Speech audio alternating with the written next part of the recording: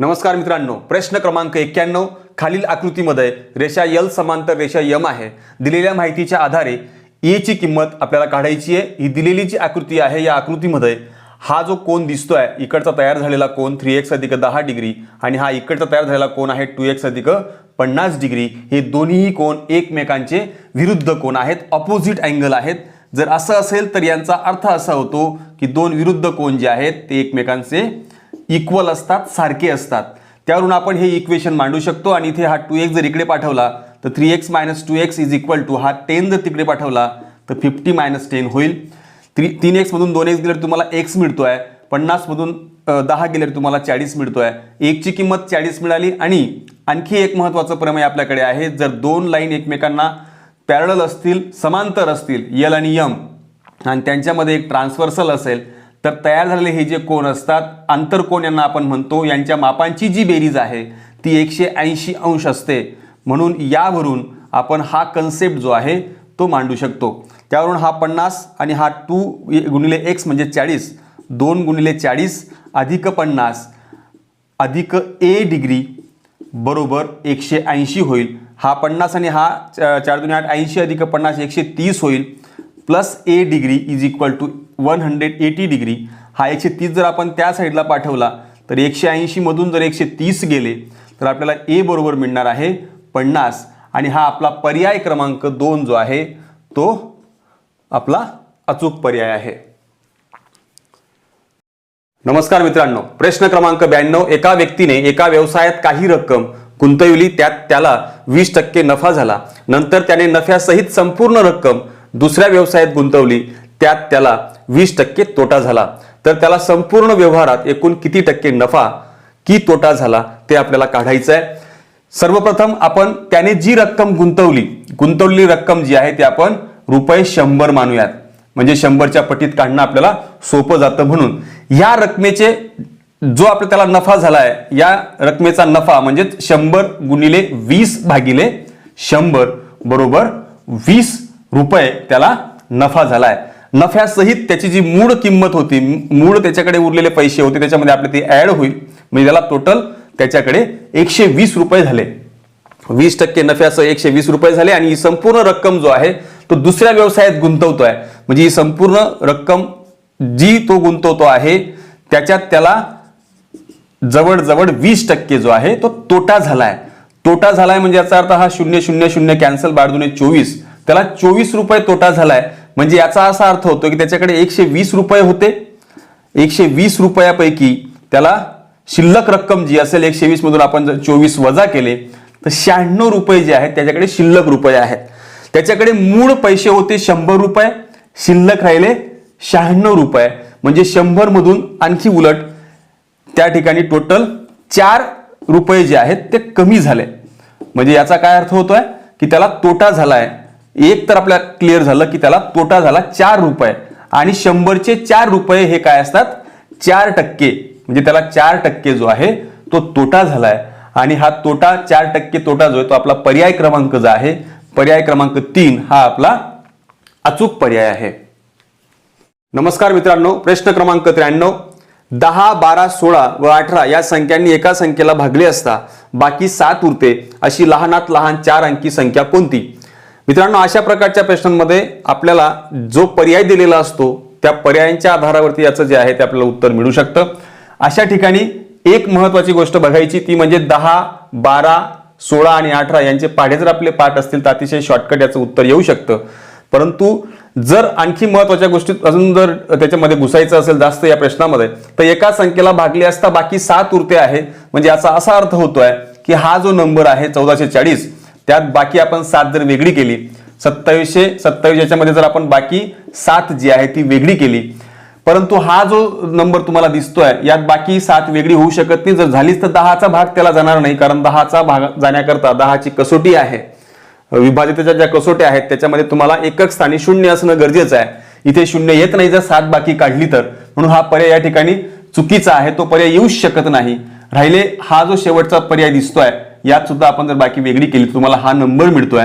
हा total number पैकी हा जो आपला नंबर आहे याच्यावरती आपण टार्गेट करणार आहोत. आणि जर आपले पाढे चांगल्या प्रकारे पाठ असतील आणि कसोट्या माहिती असतील तर इथं 10चा भाग जातोच आहे, प्रत्येकाला 10चा भाग जातो आहे, परंतु 12चा भाग आपण याला जर दिला तर इथं 12चा भाग डायरेक्ट जातोय, हा कारण 12चा वर्गच आहे. याला जर आपण 16चा भाग दिला तर 16 44 होतात, यालाही भाग जातोय. आणि शिवाय जर आपण 18ने भाग दिला त्याला तर 18 आठे म्हणजे 18 गुणिले 8 जर तुम्ही केलं तर तो 144 मिळतो. म्हणजे लहानात लहान संख्या आपल्याला पहिला जो पर्याय आहे तोच आपल्याला मिळून गेलेला आहे. म्हणून आपलं उत्तर जे आहे पर्याय क्रमांक 1 जे आहे ते अचूक पर्याय असणार आहे. नमस्कार मित्रांनो, प्रश्न क्रमांक 94. खालील त्रिकोण XYZ मध्ये XY बरोबर 25 मीटर, XZ बरोबर 26 मीटर व YZ बरोबर 17 मीटर, रेख XT ही मध्यगा आहे, तर त्रिकोण XYT चे क्षेत्रफळ किती? आपल्याला XYT चे जे आहे ते क्षेत्रफळ काढायचे आहे. मित्रांनो, आपल्याला इथे एक माहिती असायला पाहिजे की XT ही मध्यगा जर आहे तर ही दोन समान भागांमध्ये म्हणजे क्षेत्रफळांमध्ये या त्रिकोणाचं विभाजन करते आहे. यावरून आपल्याला पहिलं काम करायचं आहे की या संपूर्ण त्रिकोणाचं क्षेत्रफळ काढायचं आहे. आणि मित्रांनो, आपल्याला माहिती आहे जर समजा इथे 3 बाजू दिलेल्या असतील तर तिघी बाजू असताना आपण त्या त्रिकोणाचं जे आहे ते क्षेत्रफळ काढू शकतो युजिंग द हिरोज फॉर्म्युला. तो फॉर्म्युला आहे S - A S - B आणि S - C हा तो फॉर्म्युला आहे. आता या ठिकाणी ABC म्हणजे ह्या त्या त्रिकोणाच्या बाजू असतात आणि S म्हणजे हाफ पेरिमीटर असतं म्हणजे अर्ध परिमिती असते. आणि अर्ध परिमितीचा फॉर्म्युला आहे या तिघी बाजूंची बेरीज भागिले 2. आता या सगळ्यांची बेरीज जी आहे ती 68 येते आहे. 68 भागिले 2 केलं तर आपल्याला 34 जो आहे तो हाफ पेरिमीटर मिळतोय म्हणजेच अर्ध परिमिती मिळते आहे. आणि या अर्ध परिमितीची जी व्हॅल्यू आहे ती इथे टाकायची आहे आणि आपल्याला तिघी त्रिकोणांच्या ज्या बाजू आहेत त्या देखील दिलेल्या आहेत. म्हणून याचा जो एरिया आहे या त्रिकोणाचा तो आपल्याला कसा मिळतोय बघा, 34 वजा 26, 34 वजा 25 आणि 34 वजा 17. हे आपण जर सोपं केलं तर हा 34 जे 34 हा इथे तुम्हाला मिळतो आहे 9 सबस्ट्रॅक्शन केल्यानंतर, मल्टिप्लाय बाय हा तुम्हाला मिळतो आहे 8 आणि इकडे मल्टिप्लाय बाय 34 मधून 17 गेल्यावर तुम्हाला मिळतो आहे 17. अशा प्रकारचं वर्गमूळ जर काढायचं असेल तर अशा ठिकाणी शॉर्टकट ट्रिक वापरायच्या मित्रांनो. त्या कशा 17 दुने 34 होतात म्हणून हा 17 आणि याच्यामध्ये एक फॅक्टर 2 आहे. हा 17 इकडे जवळ घेतला, याच्यातला 2 उरलेला आहे तो याच्यात टाकला, तो 8 दुने 16 झाला आणि हा 9 म्हणजे आपल्याला पूर्ण वर्ग संख्या मिळतात. म्हणून हा एकदा लिहायचा 17, 16चं वर्गमूळ येतं 4, 3चं वर्गमूळ आहे 3. अशा पद्धतीने जे आहे आपल्याला 4 त्रिक 12 आणि 12 गुणिले 17 जर आपण केलं तर या ठिकाणी आपल्याला मिळतं आहे 204. हे एरिया ऑफ त्रिकोण आहे. या संपूर्ण त्रिकोणाचा आपल्याला जो एरिया आहे क्षेत्रफळ आहे ते मिळालेला आहे. परंतु आपल्याला विचारलेलं आहे X, Y आणि T म्हणजे या भागाचं क्षेत्रफळ विचारलं. ऍक्च्युली ह्या दोघी भागांचं क्षेत्रफळ जे ते सारखं आहे कारण मध्यका त्यांना 2 समान क्षेत्रफळांमध्ये विभाजन करते. म्हणजेच आपल्याला जो रिक्वायर्ड हवा असलेला जो ट्रायंगल आहे त्रिकोण आहे त्याचा जो एरिया आपल्याला काढायचा आहे तो तुम्हाला 1/2 गुणिले हे जे क्षेत्रफळ तुम्हाला आता पूर्ण त्रिकोणाचं काढलंय त्याचं करायचं आहे. तर इथे भाग दिल्यानंतर तुम्हाला जे मिळणार ते आहे 102 चौरस मीटर. नमस्कार मित्रांनो, प्रश्न क्रमांक 95. 325 चा 8वा घात अधिक 1251 चा 8वा घात अधिक 830 चा 8वा घात बरोबर ए दिलाय आणि ए या संख्येच्या एकक स्थानी कोणता अंक येईल हे आपल्याला विचारलंय. म्हणजे युनिट प्लेसला त्याचा नंबर काय असेल तो आपल्याला विचारलेला आहे. तर साधी सरळ गोष्ट आहे मित्रांनो, अशा प्रकारच्या प्रश्नांमध्ये एक गोष्ट क्लिअर असते की आपण जर 325 चा 8वा घात काढतोय तर 8 वेळा गुणाकार करतोय म्हणजे एकक स्थानच्या संख्येचा सुद्धा तुमचा 8 वेळा गुणाकार होणार आहे. आणि तुम्ही 5ने 5ला कितीही वेळा मल्टिप्लाय केलं गुणाकार केला तर तुम्हाला प्रत्येक वेळेला एकक स्थानी जो आहे तो 5च मिळणार आहे. तेच राहिलं नंतरचा जो अंक दिलाय 1251 त्याचा सुद्धा 8वा घात काढला तुम्ही, त्याचा 8वा घात काढणं म्हणजे एकाचा गुणाकार तुम्हाला 8 वेळा करावाच लागणार आहे. म्हणजे एकक स्थानी जो आहे तुम्ही एकाने किती वेळा एकाला गुणलं तर उत्तर तुम्हाला एकच मिळणार आहे. त्यानंतर तिसरा जो नंबर दिसतोय 630 याच्यामध्ये सुद्धा 8वा घात आपण काढतोय आणि 0 आहे. 0ला सुद्धा तुम्ही किती वेळा मल्टिप्लाय केलं एकक स्थानचा अंक जो आहे तो 0च असणार आहे. म्हणून इथे सुद्धा तुम्हाला मिळेल 0. आणि या सगळ्या तिघांची जर आपण बेरीज केली कारण यांचा काहीतरी इकडे नंबर मिळणार, इकडे देखील काहीतरी नंबर मिळणार आहे आणि इकडे देखील काहीतरी नंबर मिळणार आहे. परंतु या सगळ्यांचे एकक स्थानचे अंक जे आहेत ते 5, 1 आणि 0 या स्वरूपात असतील. आणि जर आपण यांची बेरीज केली 5, 1, 0 म्हणजे हे जे नंबर आहेत हे एवढे संपूर्ण न काढता आपण जर यांची बेरीज केली तर 5 आणि 1 6 आणि 0 6 मिळतो. म्हणजे इथे काहीतरी जो नंबर मिळेल तो एकक स्थानचा जो अंक आहे तो तुम्हाला 6 मिळणार आहे. आणि 6 हा आपला तिसऱ्या क्रमांकाचा जो पर्याय आहे.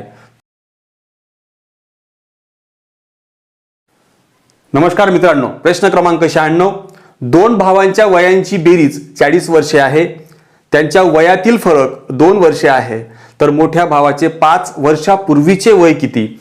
मित्रांनो, हा प्रश्न अतिशय सोपा आहे. बघा, जर आपण मोठ्या भावाचे वय x मानले आणि लहान भावाचं वय जर समजा आपण y मानलं तर दिलेली जी पहिली अट आहे दोन्ही भावांच्या वयाची जी बेरीज आहे ती 40 वर्ष आहे. म्हणजे दोघांच्या वयांची बेरीज ही 40 वर्ष आहे.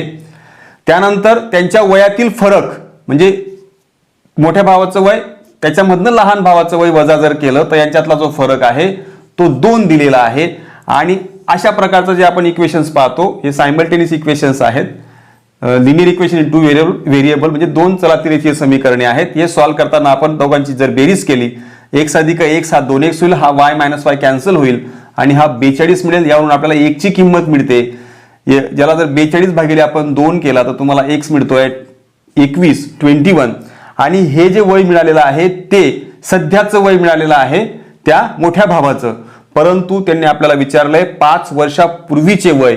म्हणजे हा जर आज 21 वर्षाचा आहे तर 5 वर्षापूर्वी 21 वजा 5 होईल म्हणजे 16 वर्ष हा 5 वर्षापूर्वी त्याचं वय असणार आहे. आणि हा आपला पर्याय क्रमांक 1 जो आहे तो अचूक पर्याय आहे. नमस्कार मित्रांनो, प्रश्न क्रमांक 97. खालील आकृतीमध्ये कोन P अँगल P दिलाय 5x - 19 डिग्री, अँगल Q दिलाय 3x + 45 डिग्री, अँगल R दिलाय 3x डिग्री. तर कोन PRS ची आपल्याला व्हॅल्यू काढायची आहे. तर इथे तिन्ही कोन दिलेले आहेत त्रिकोणाचे. आपल्याला माहिती आहे त्रिकोणाचे तिन्ही कोन दिलेले असतील तर त्या तिन्ही कोनांच्या मापांची बेरीज जी आहे ती 180 अंश असते. म्हणजे त्रिकोणाच्या तीनही कोनांच्या मापांची बेरीज जर 180 अंश आहे तर यावरून आपल्याला 1 ची किंमत जी ती फाइंड करता येणार आहे. या ठिकाणी 3x + 3x आणि हा 5x हे सगळे एका चलातील टर्म्स आहेत, पदे आहेत. त्यामुळे आपण यांची सगळ्यांची बेरीज केली तर 11x येते. 3 अधिक 3 6 आणि 5 11. आणि 19 मधून जर 45 गेले किंवा 45 मधून 19 आपण जर वजा केले तर या ठिकाणी तुम्हाला मिळतं आहे 19 मधून 45 गेले 26 आणि बरोबर 180 मिळतात. आता हा 11x असाच राहू द्या. हा 26 जर तिकडे पाठवला तर तो मायनस होईल. याच्यातनं जर 26 मायनस केला तर आपल्याला मिळतो आहे 154. आणि जर याला 11 ने भाग दिला 154 भागिले 11 कारण हा इकडे त्यांना भागिले होईल तर 11 × 11 आणि 11 × 4 = 44. म्हणजे तुम्हाला 1 ची जी किंमत आहे ती 14 मिळते आहे. आता या ठिकाणी हे 2 कोन जे दिसत आहेत हे रेषीय जोडीतील कोन आहेत. लिनियर पेअर अँगल आहेत हे दोघी आणि यांची सुद्धा बेरीज जी आहे ती 180 अंश असते. म्हणजे हा 3x आणि हा PRS हा इकडचा अँगल आणि हा 3x काढला म्हणजे आपण 3x जर काढायचं असेल तर 14 त्रिक 42 म्हणजेच 3 × 14 बरोबर 42 तुम्हाला हा मिळतोय. जर इथे हा 42 ठेवला आणि याला त्या साईडला पाठवला तर तुम्हाला PRS जो आहे तो अँगल मिळून जातोय 138 डिग्री. आणि हा आपला अचूक पर्याय आहे. पर्याय क्रमांक 3 हा आपला अचूक पर्याय आहे. नमस्कार मित्रांनो, प्रश्न क्रमांक 98. जर 1/√3 वजा 1/√2 अधिक 1/√6 बरोबर a√3 वजा b√2 अधिक c√c असं दिलेलं आहे आणि आपल्याला a + b + c याची किंमत काढायची आहे. अशा प्रकारच्या उदाहरणांमध्ये मित्रांनो आपल्याला याच्या डिवायडेड बाय जे दिसत आहे भागिले जे काही दिसणार आहे ते जर वर्गमुळात असेल तर याला या वेळेला रॅशनलाइज करावं लागतं. रॅशनलाइज करणं म्हणजेच त्याच्या कॉन्जुगेट पेअर त्याला मल्टिप्लाय डिवाइड करावं लागतं. इथे कॉन्जुगेट पेअर ती स्वतःच असते. म्हणजे आपल्याला वर्गमुळात 3 ने गुणायचं आणि भागायचं आहे. त्याला आपण परिमेयीकरण असं मराठीमध्ये म्हणतो. तर हा 1/√3 गुणिले त्याच्यानेच त्याला गुणायचं आणि भागायचं वर्गमुळात 3 आणि इथे वर्गमुळात 3 वजा 1/√2 कारण आपल्याला तो जो रॅशनल नंबर आहे त्याला इरॅशनल नंबर आहे त्याला रॅशनल मध्ये कन्वर्ट करायचा असतो आणि मग आपल्याला ते सोपं करता येतं. त्यामुळे हा इथे मी प्रत्येक ठिकाणी वर्गमुळात 6 × वर्गमुळात 0 हे करतोय आणि हे समोरची ही जी साईड असेल बरोबरची उजवी बाजू ती सेम असेल. त्यानंतर या दोघींचा गुणाकार जो आहे वर्गमुळात 3 × वर्गमुळात 3 हा 3 येईल हा वर्गमुळात 3/3 वजा हा वर्गमुळात 2/2 होईल. हा वर्गमुळात 6/6 होईल. बरोबर. ही जी टर्म आहे दिलेली ही अशीच्या अशी असणार आहे दोघी बाजूला. हे जे रिलेशन दिलं याच्यापैकी आपण याला या 1/3 वर्गमुळात 3 वजा 1/2 वर्गमुळात 2 अधिक 1/6 वर्गमुळात 6 बरोबर. हा a वर्गमुळात 3 वजा b वर्गमुळात 2 याच्यासोबत जर आपण कम्पेअर केलं तर कम्पेअर केल्यानंतर आपल्याला लक्षात येईल की वर्गमुळात 3 इथे पण वर्गमुळात 3 आहे, इथे वर्गमुळात 2 चिन्ह पण समान दिसत आहेत, सगळं व्यवस्थित आहे. तर इथे आपण अशा वेळेला कम्पेअर करू शकतो. ही a म्हणजेच आपला 1/3 असेल, b म्हणजे चिन्ह पण सारखं आहे, चिन्ह पण म्हणून आपण b डायरेक्टली 1/2 घेऊ शकतो. आणि c जो आहे तो या ठिकाणी कम्पेअर केल्यावर तुम्हाला c = 1/6 मिळतो आहे. त्यावरून आपल्याला जी आपल्याला व्हॅल्यू फाइंड करायची आहे, जी किंमत काढतोय आपण एक a अधिक b अधिक c इथे ठेवली, a अधिक 3 अधिक 1/2 आणि अधिक 1/6. तर या ठिकाणी छेद जर समान केलेत म्हणजे यांचा मसावी आपण काढतो त्यावेळेला छेद समान करणे म्हणजेच यांना सगळ्यांना ज्याच्याने भाग दिल्यावर सारखं मिळेल. म्हणजे जसं की 6 मिळतो, 3 दुने 6 बेत्रिक 6 मिळतोय, 6ला भाग दिल्यावर 3 आणि 2 आहे. तर इथे तुम्हाला छेद समान केलं म्हणजे हा 2 अधिक 3 अधिक 1/6 होईल. आणि मग 3 आणि 1 4 आणि 1 2 6 झाले. 6/6 केल्यावरती आपल्याला उत्तर 1 मिळते. आणि 1 हे आपलं पर्याय क्रमांक बी जो आहे तो आपला अचूक पर्याय आहे. नमस्कार मित्रांनो, प्रश्न क्रमांक 99. प्रांजलीने तिचा फ्लॅट दलालामार्फत विकला. फ्लॅटची विक्री किंमत 25 लाख रुपये ठरली आणि या व्यवहारात तिला (2% दलाली द्यावी लागली. तिला फ्लॅट विकून किती रक्कम मिळाली हे आपल्याला काढायचे आहे. मित्रांनो, सर्वप्रथम त्या फ्लॅटची जी किंमत ठरलेली आहे 25 लाख रुपये, हिची 2% दलाली आपल्याला काढायला लागणार. 2% दलाली काढणे म्हणजेच दिलेली जी रक्कम आहे 25 लाख रुपये याला 2/100 करणे. 0 0 0 0 कॅन्सल, 25 दुने 50 म्हणजे 2% दलाली म्हणजे तिला एकूण 50,000 रुपये जे आहेत ते दलालाला द्यावे लागले. म्हणून जी मूळ किंमत आपल्या फ्लॅटची ठरलेली आहे त्या किमतीमधून आपल्याला 50,000 रुपये जी दलाली दिलेली आहे ती वजा करावी लागणार. ती वजा केल्यावरती आपल्याला जी रक्कम मिळते आहे 24,50,000 रुपये. आणि ही रक्कम म्हणजेच त्या प्रांजलीने फ्लॅट विकून मिळालेली रक्कम असेल. आणि हा आपला पर्याय क्रमांक 3 जो आहे तो अचूक पर्याय आहे. नमस्कार मित्रांनो, प्रश्न क्रमांक 100. ए या व्यक्तीने एका पुस्तकाचे रोज समान पानांचे वाचन केल्यास त्याला पूर्ण पुस्तक वाचायला 30 दिवस लागतात.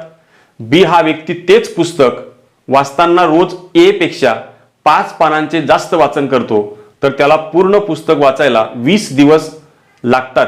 जर सी हा व्यक्ती ए पेक्षा रोज 5 पाने कमी वाचत असेल तर त्याला पुस्तक पूर्ण वाचायला किती दिवस लागतील. सर्वप्रथम आपण जी पुस्तकाला एकूण पानं आहेत त्या पानांना आपण x पाने जर मानलीत, x पाने आपण मानलीत तर ए, बी आणि सी या तिघींच्या रिलेशन मध्ये एक गोष्ट दिसते की याला 30 दिवस लागत आहेत. म्हणजेच 30 गुणिले x, एका दिवसाला तर त्याला 30 पानं वाचतो तो एका दिवसामध्ये, 30 दिवसामध्ये तो 30x पानं वाचेल.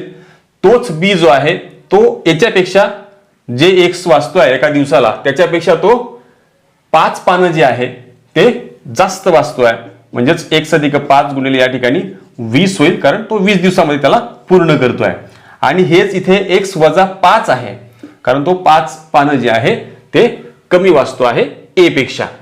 आपण ए ची फक्त हे ए किती पानं वाचतो आहे एका दिवसामध्ये ते फक्त आपण x पाने मानलीत तर त्यावरून आपल्याला 2 रिलेशन मिळतात. परंतु या सगळ्यांमध्ये एक गोष्ट दिसते की हे दोघीही जे आहेत ती पुस्तकाची पानं होतील आणि ती सारखी असणार आहे. जर इथे x 30x बरोबर 20x अधिक 5 दुने 10 100 होईल तर हे जर आपण समीकरण सोडवलं, 20 या बाजूला आणलाय बरोबर 100, याच्यात 30 मधून 20 गेले 10x बरोबर 100. यावरून आपल्याला x ची किंमत 10 मिळते आहे 100/10 केल्यावरती. म्हणजे ए जो व्यक्ती आहे तो व्यक्ती एका दिवसामध्ये 10 पानं वाचतोय. तर सी ला ते पूर्ण पुस्तक वाचायला किती दिवस लागतील हे आपल्याला काढायचं आहे. इथे दिवस दिलेले नाहीत, परंतु याच्यावरून आपल्याला एक लक्षात येईल की जर याची किंमत 10 आहे तर वजा 5 म्हणजे सी जो आहे तो एका दिवसाला 5 पुस्तकं त्या 5 पानं जो आहे त्या पुस्तकाची तो वाचतो आहे. म्हणून यावरून टोटल त्या पुस्तकाची किती पानं आहेत हे याच्यावरून आपल्याला मिळणार. ही टोटल त्याची पानं आहेत. म्हणून एकूण त्या पुस्तकाची जी पाने आहेत ती असणार आहेत 30 गुणिले 10 बरोबर 300 पानं त्या पुस्तकाला आहेत.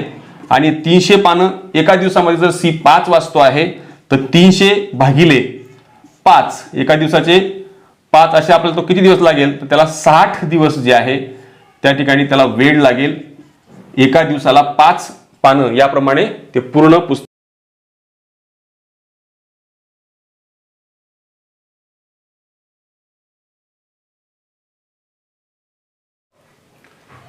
नमस्कार मित्रांनो, प्रश्न क्रमांक 101.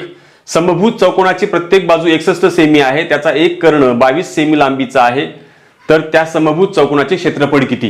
मित्रांनो, सर्वप्रथम आपल्याला समभुज चौकोनाची जी व्याख्या आहे ती माहिती असणं गरजेचं आहे. समभुज चौकोन म्हणजे त्याच्या सर्व बाजू ज्या आहेत त्या सारख्या असतील आणि त्याचे काही उपप्रमेय आहेत तेही आपल्याला माहिती असायला पाहिजेत. की इथे जर तो समभुज चौकोन असेल तर त्या समभुज चौकोनाचे कर्ण जे आहेत ते परस्परांचे लंब दुभाजक असतात, परपेंडिक्युलर बायसेक्टर असतात. म्हणजे याचा अर्थ ही लेंथ ही सारखी असेल आणि ही सुद्धा जी आहे ती सारखी असेल. त्याच्यापैकी त्यांनी बाजू आपल्याला 61 सेंटीमीटर दिलेली आहे. एक कर्णाची लांबी तुम्हाला 22 दिली म्हणजे ही 11 आणि 11 होईल. म्हणजे याच्यावरून आपल्याला हा राईट अँगल ट्रायंगल मिळतो. समजा आपण याला AOB असं मानलं तर या ठिकाणी तुम्हाला त्रिकोण AOB मध्ये पायथागोरस थेरम जर आपण अप्लाय केला या ठिकाणी तर कर्णाचा वर्ग म्हणजे 61 वर्ग बरोबर एका बाजूचा वर्ग अधिक दुसऱ्या बाजूचा वर्ग म्हणजे AO वर्ग अधिक BO याचा वर्ग असं आपल्याला लिहिता येईल. 61 चा वर्ग जो आहे तो 3721 हा वर्ग आहे. AO 11 चा वर्ग अधिक आणि हा BO वर्ग. जर आपल्याला BO चा वर्ग काढायचा असेल तर 3721 मधून आपल्याला वजा करायला लागतील 11 चा वर्ग 121 होतो आणि ही वजाबाकी केल्यावर आपल्याला मिळत आहे 3600 3600 आणि यावरून आपल्याला BO जो आहे वर्गमूळ काढल्यावर मिळत आहे 60. म्हणजेच तुम्हाला ही जी बाजू आहे एक ती मिळून गेलेली आहे. आणि आपल्याकडे त्रिकोणाच्या एरियाचा फॉर्म्युला आहे, त्रिकोणाच्या क्षेत्रफळाचं फॉर्म्युला आपल्याकडे आहे 1/2 गुणिले पाया गुणिले उंची. इथे पाया जर 60 असेल आणि उंची त्यावेळेला 11 येईल. याला जर आपण भाग दिला हा 30, 3 दुणे 6 30 गुणिले 11 होईल. 11 त्रिक 33 330 तुम्हाला एकाच त्रिकोणाचं जे आहे ते क्षेत्रफळ मिळालेलं आहे. आणि असे टोटल 4 त्रिकोण त्या ठिकाणी आहेत. चारही त्रिकोणांची जर आपण बेरीज केली तर याला आपल्याला 4 ने गुणावं लागेल. म्हणजेच तुम्हाला पूर्ण त्या चौकोनाचा जो एरिया आहे क्षेत्रफळ आहे त्या चौकोनाचं समभुज चौकोनाचं ते मिळणार. म्हणजेच 330 गुणिले 4 केलं तर या ठिकाणी आपल्याला मिळतं आहे 4 0 0 4 त्रिक 12 हातच्याला 1 4 त्रिक 12 आणि 13 1320 सेंटीमीटर. आणि हा आपला अचूक पर्याय जो आहे तो पर्याय क्रमांक 3 जो आहे तो आपला अचूक पर्याय आहे. नमस्कार मित्रांनो, प्रश्न क्रमांक 102. तांब्याच्या भरीव वृत्तचितीच्या तळाची त्रिज्या 2.1 सेंटीमीटर असून तिची उंची 8 सेंटीमीटर आहे. तो वितळून 14 मिलीमीटर व्यास व 1 मिलीमीटर जाडी असलेल्या किती चकत्या तयार करता येतील हा प्रश्न आहे. या ठिकाणी ही उंची त्यांनी दिलेली आहे. वृत्तचिती म्हणजे सिलेंडर त्या ठिकाणी आहे आणि सिलेंडरचं व्हॉल्यूम जे आहे ते काढण्याचा फॉर्म्युला आपल्याला बघायचा आहे. कुठल्याही अशा प्रकारच्या ज्या फिगर्स आहेत 3 डायमेन्शन याचा जर व्हॉल्यूम काढायचा असेल तर बेसला जो आकार असतो जी आकृती असते बेसला सर्कल आहे तर त्या सर्कलच्या एरिया जो आहे त्याला गुणिले त्याची उंची फक्त करून द्यायची. मग हे दोघी ठिकाणी सेम फॉर्म्युला यूज होईल कारण दोघी ह्या वृत्तचितीज आहेत. या दोघींमध्ये आता याला वितळवल्यानंतर या प्रकारच्या आकाराचे कमी आकाराचे आपल्याला त्या ठिकाणी वृत्तचिती तयार करायची असून त्यामुळे आपण याच्या व्हॉल्यूमला याच्या आकारमानाला याच्या आकारमानाने भागणार आहोत. मग ते भागण्यापूर्वी आपण याचं आकारमान काढून घ्यात कारण याला आपण समजा व्हीमन मानलं. फॉर्म्युला दोघींसाठी सेम आहे. हा पाय आणि याची तुम्हाला रेडियस दिलेली आहे 2.1 ब्रॅकेटचा वर्ग या ठिकाणी होईल r वर्ग आहे म्हणून आणि हाईट दिलेली आहे 8 म्हणून हे असं होईल. आणि याची जर आपल्याला काढायची असेल व्हॉल्यूम 2 तर या ठिकाणी हा पाय. मात्र इथे एक गोष्ट बघण्यासारखी आहे की इथे तुम्हाला 14 सेंटीमीटर जो आहे तो व्यास दिलेला आहे आणि व्यास हा जो आहे तो त्रिज्येच्या दुप्पट असतो आणि हे मिलीमीटर मध्ये दिलेला आहे म्हणून याचं युनिट सुद्धा आपल्याला बदलायला लागणार. म्हणजे तुम्हाला त्रिज्या जी आहे याची त्रिज्या 7 मिलीमीटर मिळते आहे म्हणून ती 0 सेंटीमीटर होईल. तसंच त्याची जाडी पण दिलेली आहे म्हणजे उंची दिलेली आहे ती सुद्धा 0.1 सेंटीमीटर तुम्हाला करावी लागणार कारण ती उंची दिलेली आहे मिलीमीटर मध्ये. म्हणून ती सेंटीमीटरमध्ये ही होईल. म्हणजे त्रिज्या तुम्हाला मिळून गेली R आणि हा H तुम्हाला मिळून गेला आहे. जर इथे त्रिज्याची किंमत ठेवली 0.7 त्याचा वर्ग आणि हा 0.1 त्याचा वर्ग, 0.1 फक्त त्या ठिकाणी येईल. नंतर या दोघींचा आपण जर भागाकार केला म्हणजे एकूण याचं जे आकारमान होतं त्याला भागिले आपण ह्या ज्या आपण छोट्या चकत्या तयार करतो आहोत त्याचं आकारमान केलं तर या ठिकाणी पाय पाय कॅन्सल होईल. 7×21 हा 30 येईल. यांना भाग दिल्यानंतर गुणिले 8 भागिले हा 0.1 या ठिकाणी असणार. 3चा वर्ग 9, 90, 900 होईल. हा गुणिले 8 आणि भागिले 0.1, 8 9 72 म्हणजे 720 भागिले 0.1 आणि हा 7200 आपल्याला या ठिकाणी उत्तर मिळेल. कारण 0.1 म्हणजेच याला जर आपण एक घर सरकवलं तर या ठिकाणी हा 0.1 हा 1 होऊन जाईल. म्हणजे 7200 हे आपलं एकंदरीत त्या ठिकाणी एका तांब्याच्या वृत्तचित्राला वितळल्यानंतर जे आपल्याला मिळणार आहेत चकत्या एकूण त्या 7200 चकत्या मिळतील. असे पर्याय क्रमांक 2 हा अचूक पर्याय आहे. नमस्कार मित्रांनो, प्रश्न क्रमांक 103 खालील आकृतीमध्ये कंस ROH ची त्रिज्या 7 सेंटीमीटर आहे. कोण P बरोबर 70 अंश, कोण T बरोबर 90 अंश, कोण QST बरोबर 80 अंश. तर खाली छायांकित भागाचे क्षेत्रफळ तुम्हाला काढायचं आहे आणि पायची किंमत 22 सप्तमांश देखील दिलेली आहे. या प्रकारची आकृती दिसते आणि आपल्याला या भागाचं जर क्षेत्रफळ काढायचं असेल तर आपल्याला एक आपल्याकडे सूत्र आहे एरिया ऑफ सेक्टरचं, म्हणजेच या कंसाचं सूत्र आहे. कंसाचा जर आपल्याला एरिया काढायचा असेल तर इथे तुम्हाला त्याच्यातला कोन असला पाहिजे आणि त्रिज्या माहिती असली पाहिजे. म्हणजेच 1/2 गुणिले r² थिटा हा हे सूत्र आहे. म्हणून आपल्याला हा कोन मिळवावा लागेल. त्रिज्या आपल्याकडे ऑलरेडी आहे 7 सेंटीमीटर. जर थिटा मिळवायचा असेल तर आपल्याला हा अँगल माहिती असणं गरजेचं आहे, कारण हे रेषीजोडीतील कोन तयार होतात. त्यामुळे आपल्याला हा जर कोन माहिती मिळाला तर आपल्याला हा इतर कोन जो उरलेला आहे तो मिळू शकतो.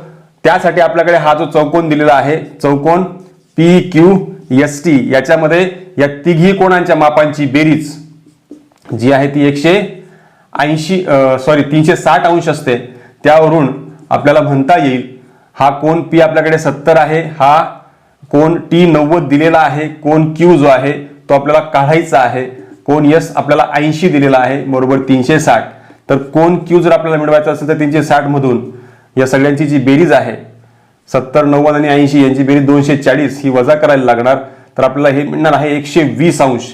म्हणजे कोन Q मिळून गेला. त्याच्यावरून हे रेषेजोडीतील कोन असल्या कारणामुळे या ठिकाणी हा अँगल RQS जो आहे तो आपल्याला मिळेल PQS. 180 मधून 120 वजा केले की तुम्हाला तो कोन मिळून जातोय. हा कोन मिळाला त्यानंतर आपण याच्यात ती किंमत टाकली आणि हा जो आहे याला π/3 लिहिता येईल रेडियन मेजर मध्ये, कारण हे थिटा जो आहे तो 60 ला π/3 मध्ये लिहिला तरच हा फॉर्म्युला जो आपल्याला लागू करता येतो. पण एरिया ऑफ कंस इज इक्वल टू तुम्हाला 1/2 r म्हणजे 7 गुणिले 7 7चा वर्ग आहे म्हणून, आणि हा π/3 आणि याला जर आपण सोपं केलं तर हा 7चा वर्ग आहेच आणि गुणिले हा 22 सप्तमांश त्यांनी म्हटलंय की त्याची किंमत 22 सप्तमांश आहे. त्यामुळे हा 7 गुणिले 3 होईल, 1 7 त्यातला कॅन्सल होईल आणि इथे 1/2 आहे. 2चा भाग दिला तर हा 11 होईल आणि इथे तुम्हाला फायनली असं मिळतं आहे 11 77 भागिले 3 आणि याला जर भाग दिला 3 दुने 6 इथे 17 उरले, 3 5 15 2 उरले, बाकी 2 आणि तुम्हाला 3 म्हणजे 25.2/3 हे जे आहे ते आपल्याला फायनली उत्तर मिळतं आहे आणि हा आपला पर्याय क्रमांक 2 जो आहे. नमस्कार मित्रांनो, प्रश्न क्रमांक 104 खालीलपैकी मूळ संख्या कोणती. मित्रांनो अशा प्रकारच्या उदाहरणांमध्ये चारही पर्याय चेक करणे हा एकमेव पर्याय असतो. तर अशा वेळेला आपल्याला विभाज्यतेच्या कसोट्या माहिती असणं गरजेचं आहे आणि मूळ संख्येचा अर्थही आपल्याला माहिती असणं गरजेचं आहे. मूळ संख्या म्हणजे ज्या संख्येला फक्त स्वतःचा आणि एकाचाच भाग जातो अशा संख्यांना आपण म्हणणार आहोत मूळ संख्या. यात सर्वप्रथम आपण चुकीचे पर्याय शोधूयात. यात हा जो दिसतोय 841 याचं वर्गमूळ निघतं, त्याचं वर्गमूळ आहे 29, कारण 29चा जो वर्ग आहे तो 841 येतो म्हणून याचं वर्गमूळ 29चा वर्ग येईल. म्हणून ही 29 जी संख्या आहे ती मूळ संख्या जरी असली परंतु आपल्याला त्यांनी वर्गमुळात 841 विचारलेला असल्यामुळे ही संख्या जी आहे ती मूळ संख्या असू शकत नाही. त्यानंतर 251 हा वर्ग दिलाय म्हणजे 251 गुणिले 251 इथे आहे, म्हणजे याचा सरळ अर्थ असा होतोय की याचे दोन अवयव जे आहेत ते 251 हेच आहेत, म्हणजे 251 त्याला भाग जातो आहे. म्हणजे याचा काय अर्थ होतो की याला एका व्यतिरिक्त पण भाग जातोय, म्हणून आपण ही संख्या जी आहे ती मूळ संख्या असू शकत नाही. त्यानंतर यांची जर तुम्ही बेरीज केली 5 आणि 6 11, 11 आणि 3 14 आणि 1 15, 15 16 17 आणि हे 7 24 होतात, आणि 24 ही जी बेरीज आहे त्याला 3चा पूर्ण निशेष भाग जातो, म्हणून ही संख्या सुद्धा जी आहे ती मूळ संख्या असू शकत नाही. विभाज्यतेच्या कसोट्या वापरून आपण यांना चेक करू शकतो. मग एक उर्वरित फक्त एकच पर्याय उरतो, तो म्हणजे पर्याय क्रमांक 1 57.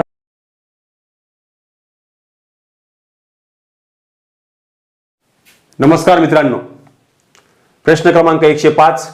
1 ते 91 या नैसर्गिक संख्यांची सरासरी किती? सरासरी विचारलेली आहे. सरासरीचा अर्थ असा होतो की संपूर्ण अंकांची बेरीज भागिले जेवढे नंबर आहेत तेवढे, त्याला आपण सरासरी म्हणतो. इथे आपल्याला दिलेले 1 ते 91 नंबर दिलेले आहेत आणि यांची एक छोटासा फॉर्म्युला आहे. तो फॉर्म्युला असा आहे की n अधिक 1 भागिले 2. n म्हणजे या ठिकाणी टोटल किती नंबर आहेत ते. जर यावरून आपण इथे n ची किंमत ठेवली 91 अधिक 1 भागिले 2, तर इथे मिळेल 92 भागिले 2. 92 भागिले 2 म्हणजेच 46. 46 हे आपलं अचूक उत्तर असणार आहे. परंतु जर समजा असे मोठे नंबर्स आले आणि फक्त आपल्याला बेरीज विचारलेली असेल तर बेरीजसाठी पण एक छोटासा फॉर्म्युला आहे 1 पासून. तर असे टोटल 3 लिहिले आणि पुढे आपण असं n नंबर पर्यंत त्यांची बेरीज करत असू तर अशासाठी एक याला शॉर्टमध्ये असं लिहिलं जातं I = 1 to n आणि r.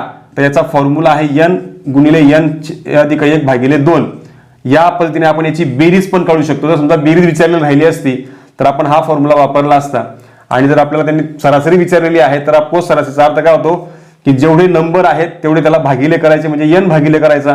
हा n कॅन्सल झाला तर n अधिक 1 भागिले 2 असं आपल्याला सूत्र मिळतं. म्हणजे सरासरी काढण्याकरताच हे सूत्र मिळेल, आणि संपूर्ण जर बेरीज काढायची असेल आपल्याला तर बेरीज काढण्याकरता आपल्याला हे सूत्र मिळतं आहे. म्हणजे दोघींचा वापर करून आपण हे सॉल्व्ह करू शकतो. तर इथे तुम्हाला अचूक पर्याय जो आहे तो मिळालेला आहे. पर्याय क्रमांक 3 जो आहे तो आपला. नमस्कार मित्रांनो, प्रश्न क्रमांक 106. तर कोणाची गुंतवणूक फायदेशीर ठरली व शेकडा कितीने? सर्वप्रथम आपण याची रास काढून घेऊयात, कारण जो येणे 3,20,000 रुपये याच्यावरती त्याला 10% दराने दर साल दर शेकडा म्हणजे चक्रवाढ व्याज आहे. त्यामुळे 10 1 अधिक 10 100, आणि हा त्याला 2 वर्षाच्या काळापर्यंत त्याला त्या ठिकाणी व्याज मिळतं आहे. तर हा 1 अधिक हा 0 कॅन्सल 0.1 ब्रॅकेटचा वर्ग झाला. 3,20,000 गुणिले हा 1.1 त्याचा वर्ग म्हणजेच 3,20,000, आणि हा याचा वर्ग 121, आणि या दोघींचा जर आपण गुणाकार केला 1.21 गुणिले 3,20,000 रुपये तर आपल्याला हे मिळतं आहे 3,87,200 रुपये. हे एकूण त्याला व्याज मिळाल्यानंतरच जी अमाऊंट आहे ती आपल्याला मिळालेली आहे. त्यानंतर या दुसऱ्या बीने जी आहे ती बी जो आहे तो म्युच्युअल फंडमध्ये पैसे इन्व्हेस्ट करतो, त्यात त्याला 3,04,800 रुपये मिळतात. त्याने गुंतवलेले होते 2,40,000 रुपये, आणि ते वजाबाकी केल्यानंतर आपल्याला जे मिळतं आहे तर ती अमाऊंट आहे ती आपण याच्यातनं वजा करायची आहे 2,40,000 रुपये. तर वजा केल्यावरती आपल्याला त्याला मिळालेली अमाऊंट मिळणार 8 4 10 4 गेले 6 64,800 रुपये जी आहे ती अमाऊंट याला मिळते आहे. आणि याला 3,87,200 मधून त्याने जी अमाऊंट इन्व्हेस्ट केलेली होती ती अमाऊंट जर आपण वजा केली तर आपल्याला ही अमाऊंट मिळते आहे 002 7 8 2 गेले 6 67,200. ह्या 2 अमाऊंट आहेत. ही एला मिळालेली अमाऊंट आहे, ही बीला मिळालेली अमाऊंट आहे. परंतु दोघींनी इन्व्हेस्ट केलेली अमाऊंट वेगवेगळी असल्या कारणामुळे ए जो आहे त्याची आपल्याला पर्सेंटेज काढायला लागणार. त्याला भागिले त्याने जी इन्व्हेस्ट केलेली अमाऊंट होती 3,20,000 रुपये गुणिले 100 केल्यावरती आपल्याला त्याचे पर्सेंटेज ऑफ अमाऊंट मिळणार. मग ती अमाऊंट कशी मिळेल आपल्याला 0,0,0,0 कॅन्सल 0,0 कॅन्सल 32 ने भाग दिला 32 1 32 32 दुने 64, आणि इथे उरले 3 आणि 32 झाले 32 1 32 21% याला मिळालेले आहे एला. आणि ही बीची अमाऊंट आहे. तर बीची अमाऊंटची पर्सेंटेजमध्ये काढण्याकरता आपल्याला त्याचे 64,800 भागिले त्याने जी इन्व्हेस्ट केलेली अमाऊंट होती 2,40,000 रुपये हे गुणिले 100 केल्यावर आपल्याला त्याचे पर्सेंटेज मिळणार. 0,0,0 कॅन्सल 0,0,0 कॅन्सल 24चा भाग दिला तर 24 24 दुने 48, आणि इथे उरलेले आहेत 8 आणि ते 18 18 आणि 188 झाले 24 7 188, म्हणजे इथे 27% आणि ही 21% अमाऊंट मिळते. आणि दोघांची जर वजाबाकी केली तर 27 मधून 21 गेले बरोबर 6% जी अमाऊंट आहे ती मिळते आहे. म्हणजे आपल्याला बीची अमाऊंट जी आहे ती त्याला जास्त फायदा होतो आहे. तुलनेने ए पेक्षा, म्हणून बी जो आहे तो फायदेशीर आहे आणि शिवाय त्याला 6% फायदा होतोय आणि हा आपला पर्याय क्रमांक 2 आहे जो नमस्कार मित्रांनो, प्रश्न क्रमांक 107. जर ए वजा 1 छेद ए बरोबर 1.5 आणि ए वर्ग अधिक 1 छेद ए वर्ग बरोबर 4.25 तर ए घन वजा 1 छेद ए घन बरोबर किती? सर्वप्रथम आपल्याला ए मायनस बी ब्रॅकेट क्यूबचा फॉर्म्युला माहिती असणं गरजेचं आहे. तो फॉर्म्युला ए मायनस बी पहिल्या ब्रॅकेटमध्ये, सेकंड ब्रॅकेटमध्ये A square plus A B plus B square. हा जर या ठिकाणी अप्लाय केला तर इथे ए क्यूब मायनस 1/a³ आहे. हा याच्यावरती अप्लाय केला तर इथे ए मायनस 1/a आणि मल्टिप्लाय बाय इथे येईल ए त्याचा वर्ग अधिक ए गुणिले 1 छेद ए अधिक एचा वर्ग 1 छेद एचा वर्ग. हा आपल्याला असा प्रकारचा फॉर्म्युला जो आहे तो मिळतोय. त्यानुसार आपल्याला ए मायनस 1/a हा डायरेक्ट दिलेला आहे 1.5. त्यानंतर ए वर्ग आणि हा ए वर्ग अधिक 1 छेद ए वर्ग याला जवळ घेतला आणि हा कॅन्सल केला तर इथे अधिक 1 येईल. हा 1.5 गुणिले आणि ही पण किंमत त्यांनी ऑलरेडी दिलेली आहे ती आहे 4.25 अधिक 1. याला जर सोपं केलं 1.5 गुणिले आणि हा 5.25 तर इथे येईल 15×5=75. हा 4 7 15 2 30 आणि 7 37. हा 3 15×5=75 आणि 3 78 आणि 1 2 3 घरं जर सरकवली 1 2 3 तर इथे येईल 7.875 आणि हा आपला 7.875 हा दुसऱ्या क्रमांकाचा पर्याय जो आहे तो अचूक पर्याय आहे. नमस्कार मित्रांनो, प्रश्न क्रमांक 108. खालीलपैकी कोणत्या चौकोनाचे कर्ण एकरूप असतात? त्यात पर्यायांमध्ये सर्वप्रथम दिलेला आहे समांतरभुज चौकोन. समांतरभुज चौकोन कसा असतो मित्रांनो? त्याच्यामध्ये फक्त समोरासमोरील बाजू ज्या आहेत त्या समांतर असणं गरजेचं आहे. त्यात जर कर्ण आपण काढलेत तर ते सारखे येणार नाहीत. बी मध्ये दुसरा पर्याय जो दिसतो आहे तो आहे आयत. आयत मात्र हा याच्या प्रत्येक साईड ज्या आहेत त्या समोरासमोरील साईड पॅरलल पण असतात, समांतर पण असतात आणि शिवाय त्याचे प्रत्येक कोण हे काटकोन असतात, म्हणून त्यांचे जे कर्ण आहेत ते सारखे असतात. सी जो आहे दिसतोय पर्याय, सी मध्ये आहे समभुज चौकोन. समभुज चौकोन जो आहे त्याच्यामध्ये त्याच्या सर्व बाजू ज्या आहेत त्या समान असतात. तो समांतरभुज चौकोनच असतो. सर्व बाजू ज्या आहेत त्याच्या समान असतात, त्याच्यामुळे इथे सुद्धा कर्ण जे आहेत ते सारखे असतीलच असं नाही. परंतु डी मध्ये दिसतोय चौरस आणि चौरस सुद्धा जो आहे त्याच्या सर्व बाजू सारख्या असतात, शिवाय त्याचा प्रत्येक कोन जो आहे तो काटकोन असतो. सर्व बाजू सारख्या असतात म्हणून हा सुद्धा जो आहे याचे कर्ण जे आहेत ते सुद्धा समान असतात. म्हणून बी आणि डी हे दोन जे आहेत ते त्यांचे कर्ण समान असतात, म्हणून पर्याय क्रमांक 4 जो आहे तो आपला अचूक पर्याय आहे.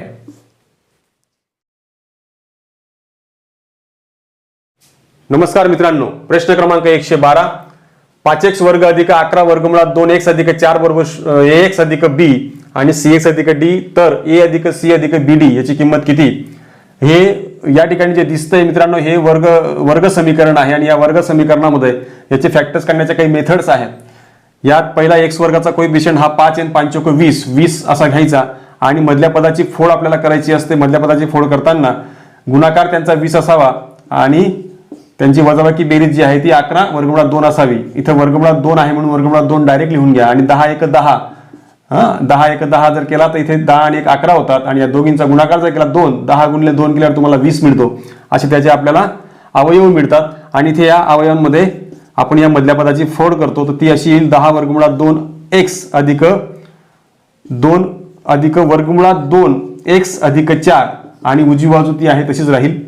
त्या या 2 2च्या टर्म जर आपण घेतल्या एकत्र तिथे 5 कॉमन निघतोय, x कॉमन निघतोय तर इथे उरेल x अधिक 2 वर्गमुळात 2x आणि हा इथे जो तुम्हाला दिसतोय वर्गमुळात 2 इथून सुद्धा कॉमन जर काढला याच्यात दिसत नाहीये परंतु तो इथे आहे. कसा आहे तर इथे 4 म्हणजेच काय असतो 2 गुणिले 2 आणि 2 म्हणजेच काय असतो वर्गमुळात 2 गुणिले वर्गमुळात 2 आणि हा इकडे 2 त्याच्यापैकी 1 वर्गमुळात 2 जो आहे तुम्ही कॉमन काढला या 4 मधून तर इथे शिल्लक राहील ते 2 वर्गमुळात 2 बरोबर. उजवी बाजूची ती अशीच राहील. हा कंस रिपीट झालाच पाहिजे, तो परत कॉमन निघेल x अधिक 2 वर्गमुळात 2 आणि दुसऱ्या कंसामध्ये उरेल 5x अधिक हा वर्गमुळात 2 बरोबर ही उजवी बाजू जी आहे ती अशीच राहील ax अधिक b आणि cx अधिक d. आता आपण कम्पेअर करू शकतो x आणि x ची टर्म इथे आहे, इथे x ची टर्म ही x ची टर्म आहे आणि हे constant number constant number constant number constant number आहे. तर यावरून x चा वर्ग कोइफिशियंट सहगुणक a आहे, तर इथे काहीच नाहीये म्हणजे एक या ठिकाणी आपण घेतोय. इथे b ची किंमत ही येईल b बरोबर 2 वर्गमुळात 2 आणि c चा सहगुणक 5 आहे म्हणून c बरोबर 5 आणि d चा सहगुणक हा इथे d बरोबर वर्गमुळात 2 येईल. सगळ्या किमती आपल्याकडे आल्या आहेत आणि आपल्याला काढायचं a अधिक c अधिक b गुणिले d. तर a आहे 1, c आहे 5 अधिक b आहे 2 वर्गमुळात 2 आणि d आहे वर्गमुळात 2. याला जर सोपं केलं हा 6 अधिक हा 2 गुणिले 2 4 होईल, कारण हा वर्गमुळात 2 गुणिले वर्गमुळात 2 हा 2 होणार आणि हे तुम्हाला मिळतंय 10 आणि 10 जे आहे ते आपला पर्याय क्रमांक 4 जो आहे. नमस्कार मित्रांनो, प्रश्न क्रमांक 113. दोन व्यक्ती P व Q ज्यांचा एकूण पगार 35,000 रुपये आहे ते अनुक्रमे 75% व 80% पगार खर्च करतात. जर त्यांच्या बचतीचे गुणोत्तर 5:3 असेल तर P चा पगार Q पेक्षा कितीने जास्त असेल. त्यांच्या बचतीचे गुणोत्तर दिलेले आहे. सर्वप्रथम आपण त्यांच्या पगारांची जी बेरीज दिलेली आहे, आपण P चा पगार P आणि Q चा पगार जर Q मानला तर त्यांची बेरीज दिलेली आहे 35,000 रुपये. त्यात P जो बचत करतोय, P ची बचत त्यांनी टक्क्यांमध्ये दिलेली आहे, म्हणजे 100% पगारामधून तो 75% जे आहे ते खर्च करतो, म्हणजे त्याच्याकडे 25% रक्कम जी आहे ती तो बचत करतोय. तेच जर Qच्या संदर्भात असेल तर Qची जी बचत आहे ती 100% त्याचा पगार, त्याच्यातनं तो 80% खर्च करतो, म्हणजेच त्याच्याकडे 20% बचत जी आहे ती असणार आहे. आणि यांच्या बचतीचं गुणोत्तर दिलेलं आहे, म्हणजेच P ची जी बचत आहे म्हणजेच P चे 25% आणि Q चे 20% यांचा जो गुणोत्तर आहे ते दिलेला आहे 5:3 म्हणजे 5/3. त्यावरून P चे 25% हे कसं काढतो आपण, 25/100 गुणिले P होईल आणि Q चे 20% म्हणजेच 20/100 गुणिले Q असं आपल्याला लिहिता येईल आणि हा 5/3 होईल. यात 100 कॅन्सल, 5चा भाग जातोय, 5 25, 5 चोक 20 P बरोबर हा Q जर तिकडे पाठवला तर 5/3 Q असं होईल. 5 परत कॅन्सल आणि 4 जर तिकडे पाठवला तर तुम्हाला P मिळतोय 4/3 Q. आणि याच्यावरून आपण ही किंमत जर याच्यात ठेवली तर या ठिकाणी आपल्याला काय मिळणार बघा, P ची किंमत 4/3 Q अधिक Q बरोबर 35,000 रुपये मिळेल. आणि तिरकस गुणाकार केला तर 3 × 3 आणि हा 4 7/3 Q असं होईल इक्वल टू 35,000 रुपये. आणि 3 तिकडे पाठवला, 7 पण तिकडे पाठवला तर आपल्याला असं मिळतंय 3 गुणिले 35,000 भागिले 7, 7 35 केलं, 5 त्रिक 15 म्हणजे हे 15,000 रुपये पगार जो आहे तो Q चा पगार निघालेला आहे. तसंच आपण P चा पगार याच्यावरून काढू शकतो. तर P बरोबर 4/3 गुणिले 15,000 रुपये. यावरून जर 3 भागीला 3 5 15 5 चोक 20 P चा जो पगार आहे तो सुद्धा आपल्याला मिळालेला आहे 20,000 रुपये. आणि दोघींच्या पगारामधला फरक जो आहे तो आपल्याला त्यांनी विचारलेला आहे. तो फरक कसा काढायचा आहे आपल्याला, की P चा पगार Q पेक्षा किती पटीने जास्त आहे, किती रुपयांनी जास्त आहे. तर यासाठी आपण 20,000 मधून 15,000 रुपये जर वजा केले तर आपल्याला मिळतोय 5,000 रुपये. म्हणजे दोघींच्या पगारातला फरक हा 5,000 रुपयाचा आहे. म्हणजे P हा 5,000 रुपये जास्त कमवतो आहे आणि हा पर्याय क्रमांक 1 जो आहे तो आपला अचूक पर्याय आहे. नमस्कार मित्रांनो, प्रश्न क्रमांक 114. खालील आकृतीमधील त्रिकोणांच्या जोडीत सारख्या खुणांनी दाखविलेले घटक एकरूप आहेत. आकृतीत दिलेल्या माहितीवरून कोन QRS चे माप किती. आपल्याला ह्या कोनाचे माप काढायचे आहे. तत्पूर्वी एक जर आपण निरीक्षण केलं असणार तर हे दोन जे त्रिकोण दिसत आहेत, त्रिकोण PQR आणि हा इकडचा त्रिकोण जो दिसतोय त्रिकोण PRS, हे दोघेही एकरूप त्रिकोण आहेत.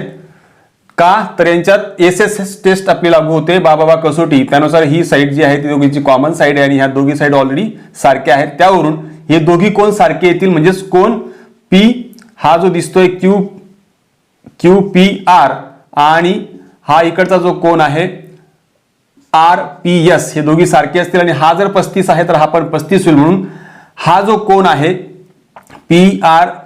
RPS हा सुद्धा तुम्हाला 35 मिळेल. हा 35 होता, हा 35. पूर्ण जो संपूर्ण मोठा कोण आहे कोण QPS हा तुम्हाला 70 डिग्री मिळेल 35 अधिक 35 केल्यानंतर. हा संपूर्ण मोठा कोन मिळून गेला. आणि जर आपण इथे त्रिकोण तयार केला, हा त्रिकोण तयार केल्यावरती परत हा आयसोस्केल्स ट्रायंगल बनतोय. हा त्रिकोण जो आहे, त्रिकोण PQS जो आहे तो आयसोस्केल्स ट्रायंगल बनतोय. आयसोस्केल्स म्हणजेच समद्विभुज. हा जर समद्विभुज त्रिकोण बनतो आहे तर याच्यावरून हे जर 70 आहे तर हे उर्वरित जे आहेत, आपल्याला माहिती आहे की त्रिकोणाच्या तिन्ही कोणांच्या मापांची बेरीज जी आहे ती असते 180 अंश. त्यावरून हे दोन कोण जर सारखे झाले, कारण आयसोस्केल्स ट्रायंगल मध्येच त्याचा थेरम आहे की त्याच्या सारख्या साईज समोरची जे अँगल असतात ते सुद्धा सारखे असतात. म्हणून हा संपूर्ण मोठा अँगल आणि हा मोठा अँगल जो आहे तो या ठिकाणी सारखा असेल. म्हणजे 2 टाइम Q जर आपण त्याला घेतला या दोघींचा मिळून, आणि हा P आपल्याकडे 70 आहे, हा जर त्या बाजूला पाठवला तर कोन Q बरोबर तुम्हाला 70 याच्यातनं वजा केला 110 आणि हा 2 इकडे आता भागिले केला तर तुम्हाला 55 डिग्री जो आहे तो हा संपूर्ण मोठा कोन मिळतोय. त्यापैकी हा 27 दिलेला आहे. जर हा कोन 27 दिलेला आहे तर कोन RSQ आपल्याला मिळून जाईल आणि कोन RSQ जो आहे तो असणार आहे 55 मधून 27 गेले तर तो आपल्याला मिळतो आहे 28 डिग्री. आणि हा 28 डिग्री, हा कोन आला 28 डिग्री, हा कोन आला 28 डिग्री, कारण दोघी सारखे आहेत म्हणून. आता हे 28 आणि 28 आणि हा एक उरलेला जो कोन दिसतोय, हे तिघी कोणांच्या मापांची बेरीज 180 अंश असेल, कारण तो परत त्रिकोण बनतोय आणि हे आयसोस्केल्स आहेत म्हणून हा 28 आणि हा 28 असेल. मग याचं जर माप आपल्याला काढायचं असेल तर आपण सरळ 180 मधून 28 दुने 56 जर वजा केलेत तर तुम्हाला फायनली 124 डिग्रीज आहे ते तुम्हाला या QRS या कोणाचं माप मिळतं आहे आणि तो आपला पर्याय क्रमांक.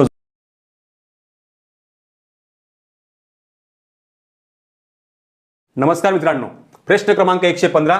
8.5 सेमी त्रिज्या असणाऱ्या वर्तुळाची 13.6 सेमी लांबीची जीवा वर्तुळ केंद्रांपासून किती अंतरावर असेल? मित्रांनो, इथे सर्वप्रथम आपण सर्कल काढूयात.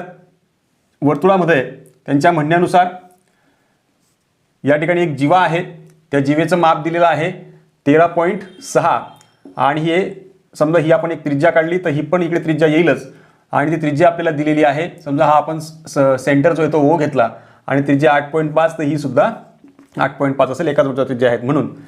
आणि इथे एक मी अंतर विचारलेलं आहे जीवेपासून या वर्तुळ केंद्रापर्यंतचं, म्हणजेच मी त्या ठिकाणी लंब टाकेल आणि हा लंब टाकला तर आपल्याकडे एक प्रमेय आहे. वर्तुळ केंद्रातून जीवेवर टाकलेला लंब हा जीवेस दुभागतो, म्हणजे हे दोन सारख्या साईड होतील. आणि 13.6चे जर आपण निम्मे केलेत तर या ठिकाणी आपल्याला 6.8 असे आपल्याला एक बाजू मिळते. म्हणजे यावरून एक गोष्ट सिद्ध झाली आहे की इथे हा जो त्रिकोण बनलेला आहे हा काटकोन त्रिकोण आहे. समजा आपण याला नाव देऊयात AB, तर हा OA आणि इथे समजा आपण M नाव दिलं, परपेंडिक्युलर टाकलेला आहे त्याला त्या ठिकाणी. तर या ठिकाणी हा ट्रायंगल जो बनतोय AOM हा राईट अँगल ट्रायंगल आहे, म्हणून आपण पायथागोरस प्रमेय जे आहे ते वापरू शकतो. पायथागोरस प्रमेय जर आपल्याला वापरायचं असेल तर या ठिकाणी कर्णाचा वर्ग म्हणजे हा OB वर्ग जर इकडचा त्रिकोण घेतला तर किंवा इकडचा जरी घेतला तर या ठिकाणी येईल AOA वर्ग अधिक बरोबर, आणि इकडे ही उरलेली ज्या दोन बाजू आहेत त्यात AM वर्ग अधिक OM वर्ग, आणि आपल्याला OM वर्ग म्हणजे हे अंतर काढायचं आहे म्हणून OM वर्ग बरोबर OA वर्ग वजा AM वर्ग असं आपल्याला लिहिता येईल. आणि OA या ठिकाणी आपला 8.5 आहे, 8.5चा वर्ग वजा AM जो आहे तो 6.8 आहे त्याचा वर्ग, याचा वर्ग येईल 8 9 72 आणि हा 25, याचा जो वर्ग आहे 68चा वर्ग आपल्याला काढावा लागणार. 8 8 64, हाच्याला 6 8 6 48 आणि 6 54, 6 8 48, हाच्याला 4 6 6 36 आणि 4 40, 4 12 6 4 46.24, यातनं वजा करायचं आहे 72.25 मधून 46.24 गेल्यानंतर उरत आहे 1, या ठिकाणी 0, 12तनं 6 गेले 6 आणि 7तनं 5 गेले 2, 26.01. हे OM वर्ग मिळालं आहे. आपल्याला OM काढायचं आहे म्हणजे अंतर काढायचं आहे. तर याचं वर्गमूळ जर घेतलं तर 26.01चं जे वर्गमूळ आहे ते आपल्याला काढता येऊ शकतं, ते येतं 5.1. म्हणजेच थोडक्यात काय तर वर्तुळ केंद्राचं जीवेपर्यंतचं जे अंतर आहे ते 5.1 सेंटीमीटर आहे आणि हा आपला पर्याय क्रमांक 2 जो आहे तो अचूक पर्याय आहे. नमस्कार मित्रांनो, प्रश्न क्रमांक 116. 2.51 हे पुढीलपैकी कोणत्या क्रियेचे मूल्य असेल? सर्वप्रथम 2.51 याला आपण सोपं करूयात. या ठिकाणी ज्यावेळेला अशी वरती बारची रेषा ओढलेली असते याचा अर्थ असतो ते रिकरिंग डेसिमल आहे. जर या ठिकाणी 2.5 राहू शकतं किंवा 2.3 असं काहीतरी असेल, तर याचा अर्थ असा होतो की हे 2 अधिक 5/9 आहे. जेव्हा एकच डेसिमल असतो तेव्हा 5/9 होईल. तसं इथे एकच डेसिमल असेल तर 5/3/9 होईल. म्हणजे अशा प्रकारे जे आहे आपण त्याला 9ने भागतो जर वरती टर्मिनेट त्याला केलेलं असेल तर. म्हणजे याचा जो अर्थ असतो तो असा असतो की 2.51 अधिक पुन्हा 51 जो आहे तो रिपीट होईल. म्हणजे group of 2 words, two numbers हे रिपीट होत असेल, अशा वेळेला आपण त्याला रिकरिंग डेसिमल असं म्हणतो. हा त्याचा एक्सपांडिंग फॉर्म असेल. याला जर असं लिहायचं असेल मला तर मी असं लिहिल, आणि याला मी जसं म्हटलो की 2 डेसिमल असतील तर याला 51/99 आपल्याला करता येईल. मग हा 2 अधिक 51ला आपण 3चा भाग जातो, याला पण 3चा भाग जातोय.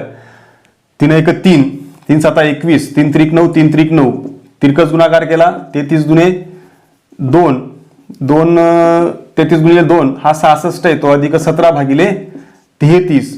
66 अधिक 17 जे आहे ते 83 होतात भागिले 33. हा तुम्हाला 2.51चं एक्सपांडिंग फॉर्म जे आहे ते असं मिळालेलं आहे. आता आपण एक एक पर्याय जो आहे तो आपला अचूक पर्याय शोधण्यासाठी चेक करूयात. तर सर्वप्रथम सर्वात पहिला पर्याय आहे 2.1/3 अधिक 2/11. याला सोपं जर केलं 3 दुने 6, 6 आणि 1 7, 7/3 अधिक 2/11.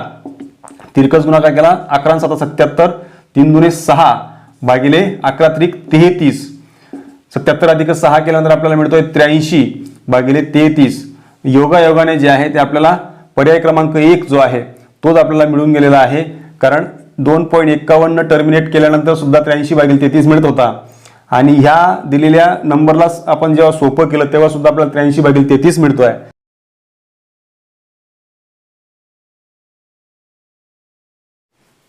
नमस्कार मित्रांनो, प्रश्न क्रमांक 117. खालील आकृतीवरून कोण ACD चे माप कोण BCD पेक्षा कितीने जास्त आहे ते आपल्याला काढायचं आहे.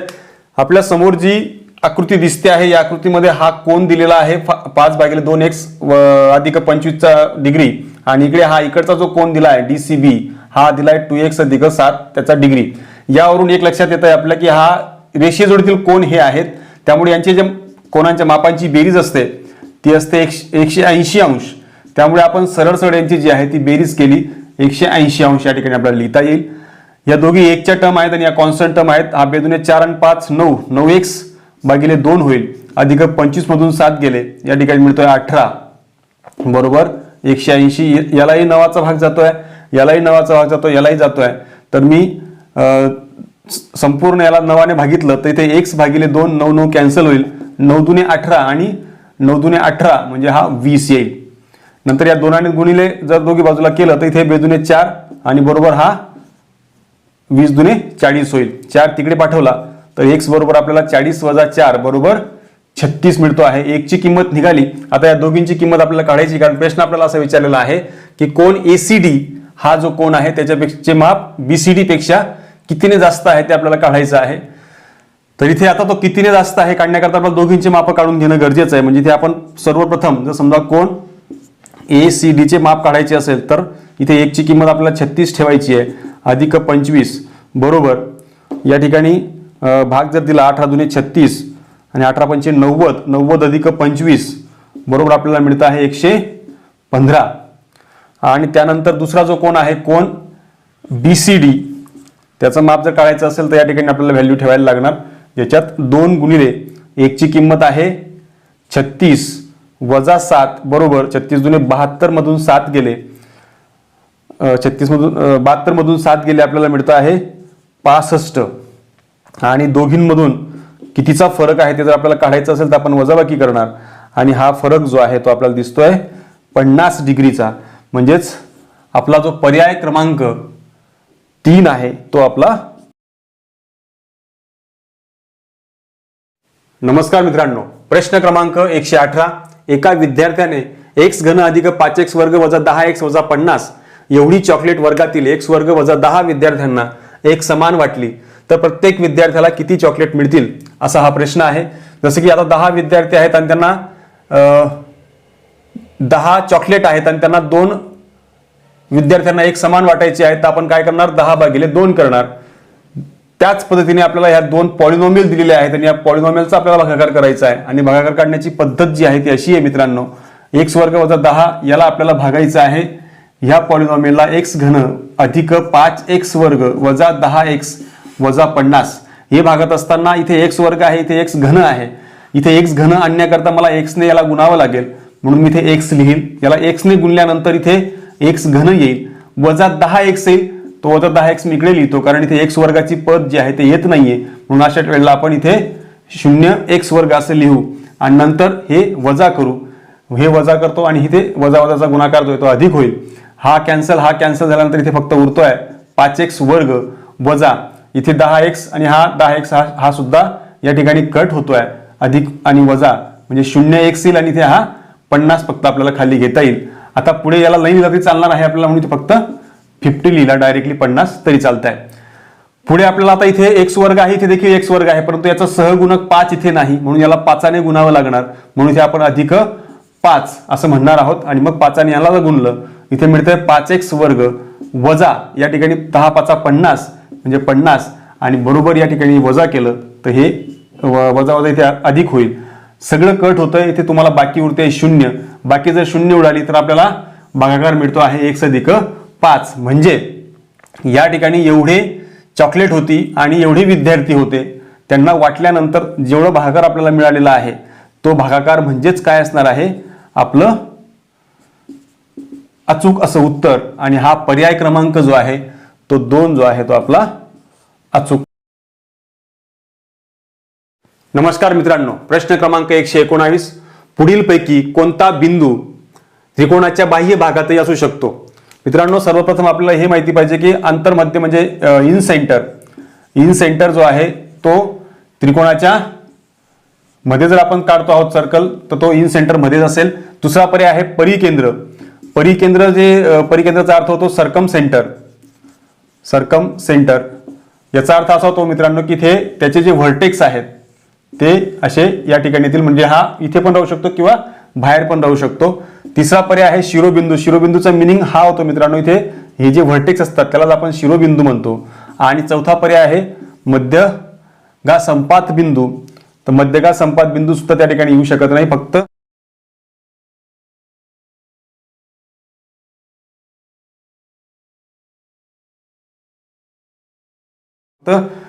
संभाव्य स्थिती जी आहे ती फक्त ही येऊ शकते की दुसऱ्या क्रमांकाचा जो पर्याय आहे की इथेच याच परिस्थितीमध्ये जो आहे तो त्रिकोणाच्या बाह्य भागातही असू शकतो म्हणून पर्याय क्रमांक 2 जो आहे तो आपला अचूक पर्याय आहे. नमस्कार मित्रांनो, प्रश्न क्रमांक 120 खालील आकृतीमध्ये O केंद्र असलेल्या वर्तुळात जीवा LT ची लांबी वर्तुळाच्या त्रिज्या एवढी आहे तर कंस BST चे माप किती. आपल्याला ह्या कंसाचे माप काढायचे आहे. आपल्याकडे एक प्रमेय आहे. या कोनाचं माप काढायचं असेल तर आपल्याला हा कोन मिळणं गरजेचं आहे. हा कोनाच्या मापाचा हा दुप्पट असतो हे आपलं प्रमेय आहे. त्या प्रमेयानुसार आपल्याला हा कोन मिळवणं गरजेचं आहे. पण तत्पूर्वी आणखी एक महत्वाची गोष्ट यात दिलेली आहे ती म्हणजे जीवा LT ची लांबी वर्तुळाच्या त्रिज्या एवढी आहे. म्हणजे LT ची जी लांबी आहे तीच त्रिज्या एवढी आहे. म्हणजे ह्याला जोडलं तर हे माप आणि हे माप सारखं त्यांनी ऑलरेडी दिलेलंच आहे. ही देखील त्रिज्या आहे. म्हणजे हा जो त्रिकोण बनलेला आहे त्रिकोण OTL हा समभुज त्रिकोण बनला आहे. आणि जर तो समभुज त्रिकोण आहे तर तो समकोन त्रिकोण सुद्धा आहे आणि समकोन त्रिकोण आहे म्हणून त्याचा प्रत्येक कोन जो आहे कोन L असेल किंवा कोन O असेल जो त्रिकोण इकडे बनतोय आणि हा कोन T असेल तो सगळे कोन जे आहेत ते 60 डिग्रीचे असतील. म्हणजे हा कोन आपल्याला या ठिकाणी मिळून गेला तो आहे 60 डिग्रीचा. त्याच्या समोरचा हा कंस आहे म्हणजे आपण शिकलेलो आहोत की कंस कोन BLT त्याच्याच अंतर हा तयार झालेला कंस असल्या कारणाने त्याचं माप जे आहे ते 1/2 कंस BST एवढं असणार. हा सुद्धा आपला प्रमेय आहे आणि ह्या प्रमेयानुसार या ठिकाणी जर तुम्ही किमती ठेवल्या तर 60 ठेवला हा 2 इकडे त्यांना गुणिले झाला तर तुम्हाला कंस BST चं जे माप आहे ते मिळतं आहे. कंस BST बरोबर BST बरोबर याचं माप मिळतं आहे 120 अंश आणि हा आपला पर्याय क्रमांक 1 जो आहे तो अचूक पर्याय आहे.